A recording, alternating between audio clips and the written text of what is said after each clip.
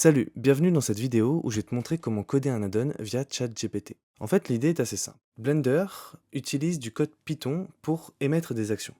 Donc nous, ce qu'on va faire, c'est qu'on va générer des scripts Python et ensuite, ces scripts Python, on va les réunir histoire de créer un add-on sur Blender. Alors, je te rassure tout de suite, j'ai pas de connaissances en codage. T'as pas besoin d'en connaître et c'est tout l'avantage de le faire avec ChatGPT. Pour pouvoir assembler les scripts Python dans un add-on, j'ai suivi un tutoriel en anglais où il explique très facilement et très simplement comment faire. Donc je vais reprendre sa méthode. Personnellement, je travaille en tant qu'infographiste 3D et dans mon métier, je fais souvent des tâches qui sont répétitives. Et donc l'idée derrière cet add-on, en fait, c'est de automatiser ces tâches qui sont répétitives. Parce que plutôt de s'embêter à cliquer plusieurs fois pour faire 56 fois la même chose dans le mois, autant le faire faire par l'ordinateur. Du coup, ce que je vais te montrer, c'est un moyen pour toi de créer des automatismes. Alors forcément, les scripts que je vais coder, ils n'auront peut-être pas d'utilité pour toi, mais voilà, au moins ça va te permettre d'appréhender la chose et te dire, ok, je peux faire ça sur Blender, et je peux le faire facilement. Donc voilà, je te dis à tout de suite pour suivre cette vidéo. Ok, donc créons notre add-on. Alors déjà, ce que je vais faire, c'est que je vais supprimer tous les éléments de ma scène parce que je ne vais pas en avoir besoin. Ensuite, je vais demander à ChatGPT de me créer un script Python qui me permet de faire une action. Donc quelque chose de très simple, écris un script Python pour Blender qui permet d'ajouter un cube et de le déplacer sur Y de 4 mètres, tout simplement. Donc ChatGPT me génère mon code et me donne les explications du script. D'ailleurs, tu peux remarquer sur tes lignes de script qu'à chaque action, tu as une annotation grisée, donc une ligne de texte précédée d'un dièse qui t'explique l'action qui suit. Donc ce code, j'ai juste à le copier. Je retourne dans Blender et je vais dans la partie scripting. Ici, tu as un éditeur de texte, il te suffit de faire New et de faire CTRL-V pour coller ton code, et ensuite tu cliques sur ce bouton qui permet de run ton script. Et voilà. Donc là, si je retourne dans mon layout, je remarque que j'ai bien un cube et qu'il a été déplacé de 4 mètres sur Y. Donc exactement ce qu'on souhaitait. C'est parfait. Maintenant qu'on a notre action, on va créer donc notre add-on. Alors pour ça, on va créer ce qu'on appelle un opérateur. Dans Template, tu vas dans Python et tu viens choisir Opérateur Simple. L'opérateur simple va nous permettre de traduire notre script dans une simple opération. Ici, ces lignes-là, tu peux les supprimer. Tu viens dans ton script Python, copier ton script Python, et tu retournes sur ton opérateur, et tu le colles à cet endroit. Alors ici, on a import BPY qu'on a au-dessus. On n'en a pas besoin d'en avoir deux, donc on le supprime. Parfait. Maintenant, il faut régler les problèmes d'intendante. Alors, je ne sais pas comment ça se traduit en français, et étant donné que j'ai pas de connaissances en code, notamment en Python, je peux pas vraiment t'expliquer ce que ça signifie. Et d'ailleurs, si je fais des abus de langage ou que je fais des erreurs dans mes explications, ben, toutes les personnes qui s'y connaissent, en Python ou en codage, ne m'en voulez pas trop. Donc, nos problèmes d'intendant, pour les régler, on appuie juste sur Tab devant nos lignes. Ok, parfait. Ensuite, à la fin du script, on a une ligne de fin. Cette ligne de fin, on vient mettre un dièse juste devant, ce qui nous permet de la désactiver. En fait, quand tu as une phrase précédée d'un dièse, ça permet de créer une annotation. Un peu comme on a sur notre script Python généré par ChatGPT, où on voit bien ajouter un cube en annotation. Ok, donc maintenant qu'on a ça, ce qu'on va faire, c'est qu'on va venir run notre script, donc en cliquant là-dessus. Il s'est bien run, et ensuite on vient copier la dernière ligne de fin et la coller dans notre terminal. Ensuite, en appuyant sur Entrée, j'ai bien un nouveau cube qui a été créé. Alors, ça n'a pas été visible vu que j'avais déjà un cube existant. Donc si je recommence l'opération, j'ai bien un cube qui se crée, que tu peux voir ici, et qui se déplace de 4 mètres sur Y. Parfait. Maintenant qu'on a ça, on va venir donc créer une touche dans notre interface Blender pour pouvoir activer justement cette action. Pour pouvoir le faire, on va créer à nouveau un template. Et cette fois-ci, le template qu'on va créer, c'est 8 panels. Ce template, en fait, ce qu'il permet de faire, c'est de créer une rubrique, ou des touches, en fait, si tu veux, dans ton interface Blender, qui vont te permettre d'activer les actions qui sont définies dans le script, que tu vois ici. Par exemple, si je run donc ce script, dans ma scène, à cet endroit, j'ai une nouvelle rubrique qui a été créée, qui s'appelle Layout Demo, avec des commandes qui te permettent de faire des actions.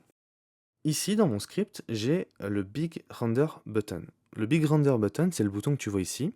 Et en fait, ce bouton Render, quand tu cliques dessus, il permet de lancer un rendu. Donc là, comme tu peux le voir, mon rendu a été lancé. On voit bien donc mon cube.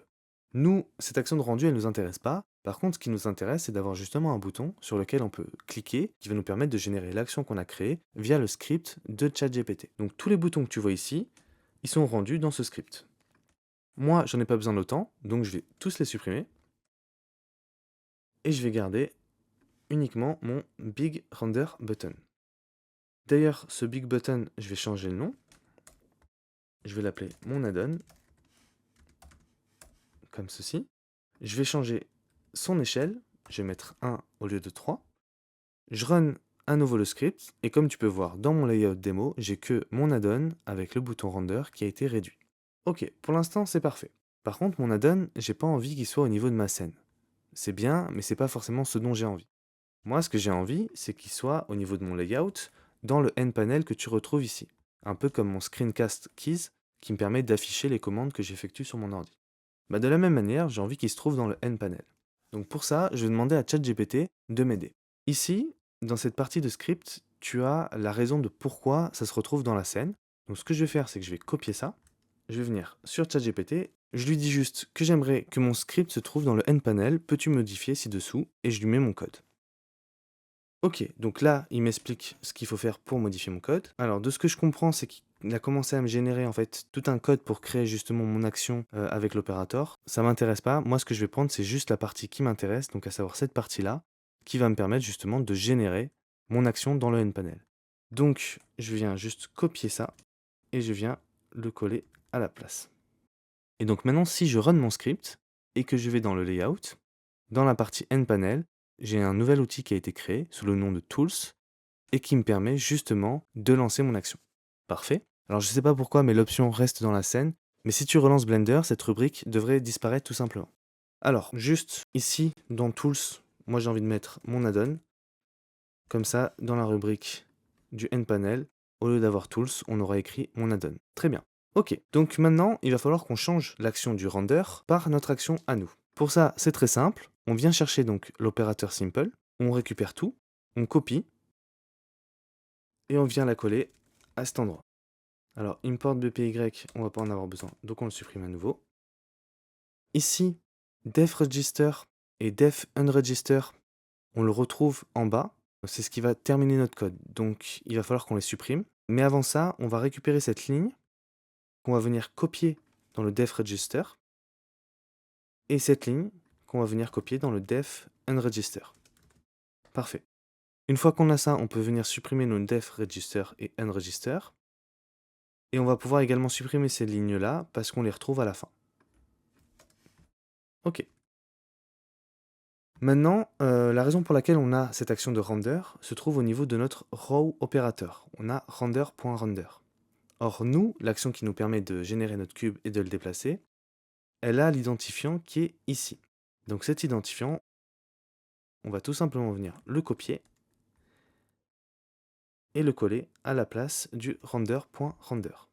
Une fois qu'on fait ça, on a juste à venir run le script. Et maintenant, si je viens dans mon layout, que je supprime mon cube, et que je vais dans mon add-on, et que je clique sur Simple Object Operator, mon cube a été créé et il s'est déplacé de 4 mètres sur Y. Ce qui est très cool. Ça c'est parfait. Maintenant ce qu'on va faire, c'est qu'on va ajouter une deuxième action à notre add-on. Pour pouvoir faire ça, on va créer un nouveau texte. Je vais supprimer ceux dont je n'ai plus besoin. Je vais garder que le panel que je vais renommer mon add-on. Parfait.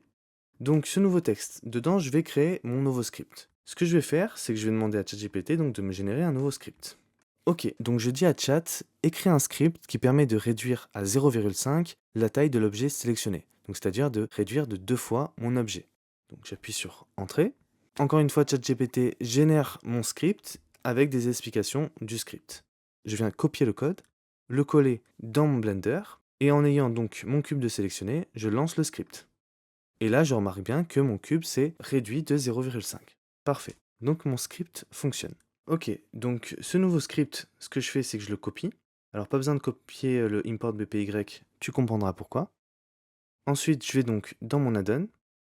Je viens à cet endroit. Alors ça, techniquement, j'en ai pas besoin non plus, donc je peux le supprimer en fait. Et je viens le coller ici. Ok, une fois qu'on a ça, c'est bon. Maintenant, ce qu'on va faire, c'est qu'on va devoir modifier en fait les noms qui ont été mis par défaut. Parce qu'autrement, on va pas s'en sortir. Et étant donné qu'on a deux actions, il faut qu'on puisse organiser un peu ces actions et qu'on comprenne un peu plus notre script. Donc ici, au niveau du main, tu vas venir changer et tu vas mettre action 1. que tu vas renommer exactement pareil à cet endroit. Et ensuite, au niveau du class opérateur, ici, on va l'appeler donc import cube, par exemple. Et ensuite, donc, ce nom de classe, on va venir le copier au niveau du register et de l'unregister, là où on avait en fait le simple opérateur de base. Et on va aussi également changer donc l'identifiant de notre opérateur à cet endroit, qu'on va aussi appeler import cube. Alors très important, au niveau de l'opérateur, il faut toujours qu'il y ait un premier mot puis ensuite un point. Autrement, ça ne fonctionne pas. Donc voilà. Et ici, on peut changer aussi le label pour import cube. Donc ensuite, l'identifiant qui est ici, on va l'utiliser également au niveau du row opérateur pour pouvoir lancer l'action. Ok. Donc maintenant, une fois qu'on a fait ça, ce qu'on va faire, c'est qu'on va venir créer un opérateur pour notre action qui nous permet donc de scale notre objet. Donc je copie le def action 1 ici et je change le nom action 1 pour action 2. Et je viens ensuite copier toute la partie classe et def execute en dessous de mon script qui me permet de scale. Et donc je vais venir changer les noms. Donc là pour le coup, je ne vais pas mettre import cube, je vais mettre scale reduction. Ici, au niveau d'action 1, je mets action 2. Donc dans le id name à cet endroit-là, je vais mettre scale by 2. Et je vais mettre scale au niveau du label. Ensuite, ce qu'il faut qu'on fasse, c'est qu'au niveau de nos registers, on duplique ces lignes. Et on vient donc copier le nom de notre classe, ici, donc scale réduction, à cet endroit. Bien sûr, ce qu'il faut qu'on fasse, c'est qu'on ajoute un bouton. Donc pour ça, on va venir copier ces lignes de code. On peut d'ailleurs changer ici scale button. Et ici, on peut mettre import cube. Donc, on va mettre le row opérateur qu'on a créé, donc scale by 2.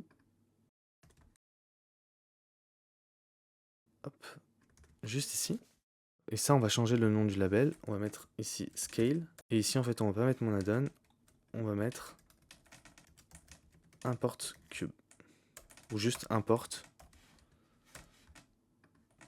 Comme ça, en fait, ça nous permet d'avoir une catégorie avec des objets d'import et une catégorie avec des objets de scale.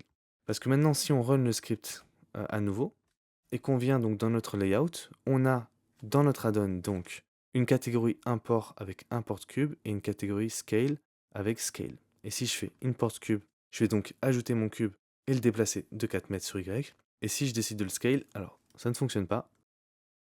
Pourquoi ça ne fonctionne pas? Bah tu sais quoi? On va faire la technique ChatGPT. Donc CTRL A, CTRL C. Donc mon code ne fonctionne pas. Je colle mon code. Ok, donc on va voir si le code de ChatGPT fonctionne mieux. On va copier et le coller. Et donc ensuite, si je reviens ici, faire mon action scale, ça fonctionne. Donc import cube, puis scale, et ça fonctionne. Merci chat, franchement, le frérot il gère. Ok, donc là, on a notre script qui nous permet donc d'avoir notre add-on. Maintenant, la seule chose qu'il nous reste à faire, c'est de configurer tout ça de sorte à le configurer comme étant un add-on.